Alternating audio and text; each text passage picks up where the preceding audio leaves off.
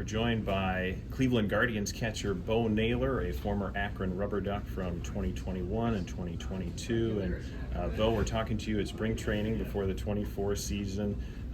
How's the spring going for you so far in your assessment individually and for the team? It's been good.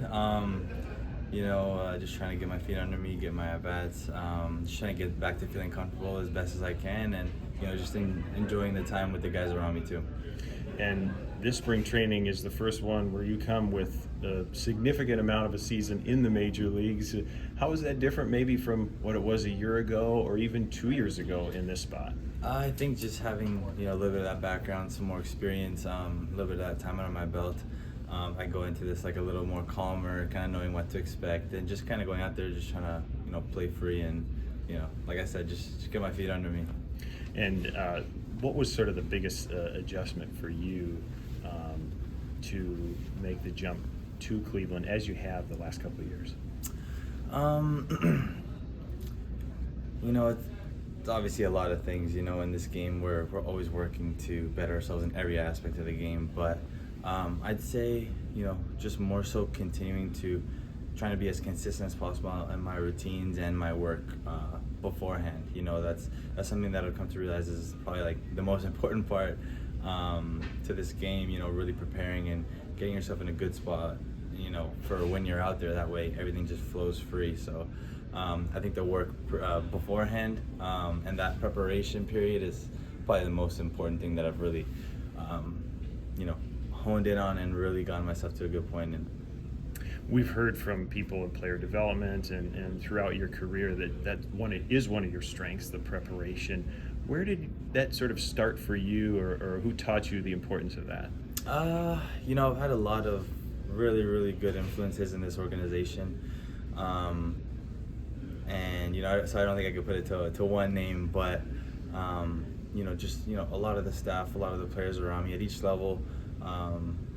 I've usually been like one of the younger guys at the level, so having those older influences around me, that's one of the biggest things that they emphasize. That if you do the work beforehand, you can go out there and play free and really let everything kind of take care of itself while you're out there. And that's how the best things happen when you're out there. You don't have to worry about like, oh, I might not have done this, or I might not be prepared for this because you did the background work. So I think just continuously having that message sent through the years, in the minors to last year, it's been a steady message and something that I've really made a big focal point of mine. Speaking of your preparation that came through the minor leagues, Akron, you were there for the full 21 season, win a championship, first half of 22.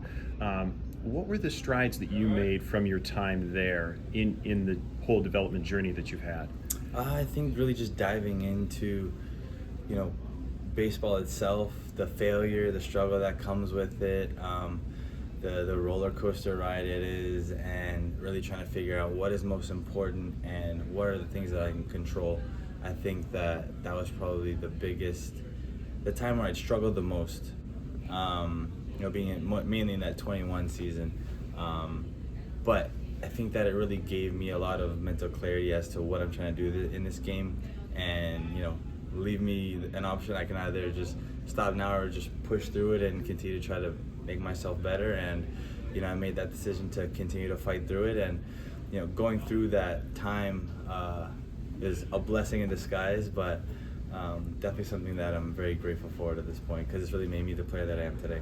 Your manager from that time, Sodor, is now part of the Major League coaching staff. Mm-hmm. But this isn't the first time you've worked with him, of course. What was his impact on you during that time? Oh, it was huge. Like I said, going through that, a little bit of struggle throughout that year. He was there with me the whole time, pumping me up, just continuing to check in on me, make sure that I'm good.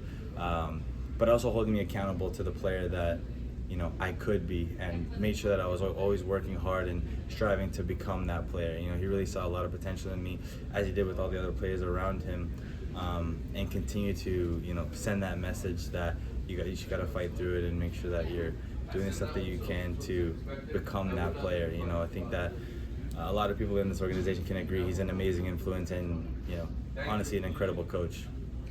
You get the call up to the major leagues. at the end of that 22 season, which you began in Akron, what do you remember from that time? Yeah, it was just a crazy moment, like eyes wide open, finally being there. It was crazy, and having such special people around me was, it made the moment that much better. So, yeah, and still, thinking back to those moments, I just knew how shocked I was and how crazy the moment was. But I think it was my first taste of like understanding what this ball club is really about, the environment that it is up there, and the true love that the players on this team have for this game and for one another around them. You get to play with your brother now on the big league team. How does it compare now to what you guys have dreamed of for a long time? Oh, it's nothing compared to that. Yeah, so growing up, obviously, you talk about it, but being actually or like in this situation is surreal. I don't even think I could really compare it to anything, but I just know that being able to go to the field every day and see, look over and see him at his locker, it's an incredible feeling. We're very close. Being in this situation has made us that much more closer, and I'm very grateful for it. He's an awesome influence. He wants to take care of not only me, but all the guys on this team, especially being a younger team. So he's an incredible influence, and I'm grateful to be able to call him my brother. And leading this team now is a former catcher, manager Stephen Vogt. Mm-hmm. What have you picked up from him? What's that been like to get to know him? It's been an incredible experience so far. I think that we've had some really good conversation to this point. He really sends a great message to this team. What our goal is, what we're trying to strive to, how we're gonna do it, and the kind of road that we're gonna face. So I think that him coming in here, obviously I'm sure he would feel like a little bit of pressure coming with that, but I feel like it's been a great transition. All the guys are really taking to him really well, especially me as well. And yeah, I'm just looking forward to more.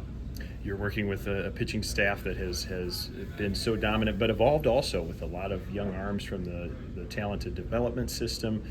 How do you see it kind of shaping up at this stage, a couple weeks out from the regular season? I think that the guys are looking great. They've all came in with the right mindset. Working on the things that they have essentially adopted to make them better. And it's been a good process, being able to get to know them, get the good reps in, catch them, understanding who they are, what they like to throw, when they like to throw it, all that kind of stuff put together. It's a special staff, and I'm grateful to be the one to be able to try to take care of them as best I can. Well, Bo, we're grateful to have you now, to see you up in Cleveland with the Guardians organization. Thanks so much for sharing some time with us today. Appreciate it. That's Cleveland Guardians catcher Bo Naylor.